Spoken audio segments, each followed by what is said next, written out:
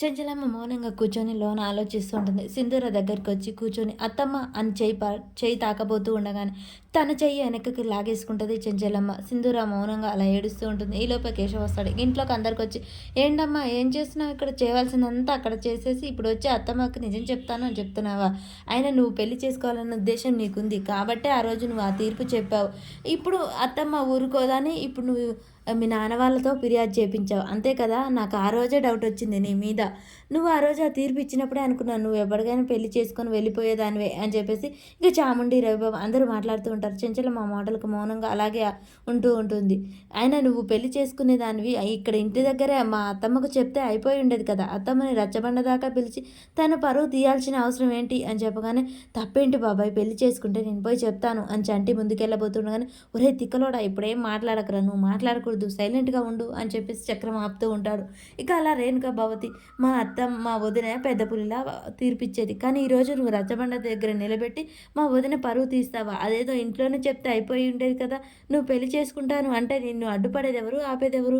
మా వదినకి ఇక్కడనే చెప్తే అయిపోయేది ఉండేది కదా! అని చెప్పేసి ఇక చాముండి, చెంచలమ్మ అందరూ ఇష్టం వచ్చినట్టు మాట్లాడుతూ ఉంటారు సింధూరని. చెంచలమ్మ మాత్రం ఏం మాట్లాడకుండా మౌనంగా అత్తమ్మ అది కాదు అని చెప్పబోతూ ఉండగానే తను ఏం వినకుండానే కోపంగా సింధూర వైపు చూసి లోనికైతే వెళ్ళిపోతూ ఉంటుంది. ఇక అక్కడ ఉన్న వాళ్ళు నలుగురు నాలుగు మాటలు అంటూ ఉంటారు సింధూరని. అయినా ఇప్పుడేం చేయని లాభం లేమ్మా. అదే మాట రచ్చబండ దగ్గర నాకు పెళ్లి చేసుకోవడం ఇష్టం లేదు. మా అత్తమ్మతోనే ఉండిపోతాను అని చెప్పొచ్చు కదా! లేకుంటే పెళ్లి చేసుకుంటాను అని చెప్పొచ్చు కదా!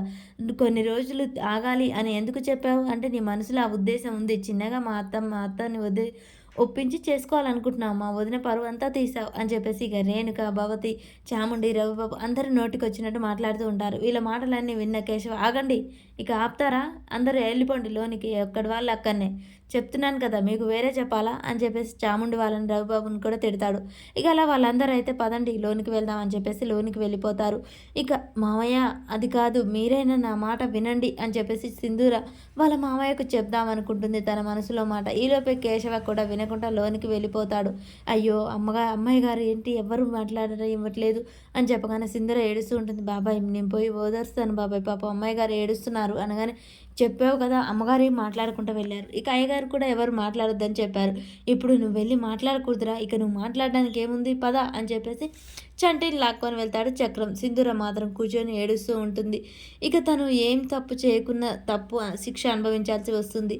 సింధూర దేవుని దగ్గరికి వెళ్ళి దేవుడా మా అత్తయ్యకు అన్యాయం జరగకుండా చూడు మా అత్తమ్మ కోపం అలా రాకుండా చూడు స్వామి అని చెప్పేసి దండం పెట్టుకుంటూ ఉంటుంది. ఈలోపే భవతి భిక్షాందేవి అని ధర్మయ్య వచ్చి కూతుర్ని అడుగుతూ ఉంటాడు. నాన్న ఏంటి మీరు చేసే పని అనగానే భవతి భిక్షాందేవి మాకు న్యాయం చెప్పమ్మా మాకు న్యాయం జరిగేలా చూడు అని చెప్పేసి తల్లిదండ్రులు ఇద్దరు అలా కొంగు చాపి అడుక్కుంటూ ఉంటారు. సింధూర ఏం మాట్లాడాలనో తెలియక మౌనంగా అలాగే ఉండిపోతుంది. రేపటి ఎపిసోడ్లో ఏం జరుగుతుందో తెలుసుకుందాం. ఇక సింధూర ఏం మాట్లాడకుండా ఇంటికి వచ్చి ఆలోచిస్తూ ఉంటుంది. వాళ్ళ అత్తమ్మ చాలా కోపంగా ఉంటుంది. సింధూరతో మాట్లాడడానికి కూడా ఇష్టపడదు. ఇంతలోపే చంటి వచ్చి అమ్మాయి గారు బాధపడకండి మీకు అంతా మంచే జరుగుతుంది.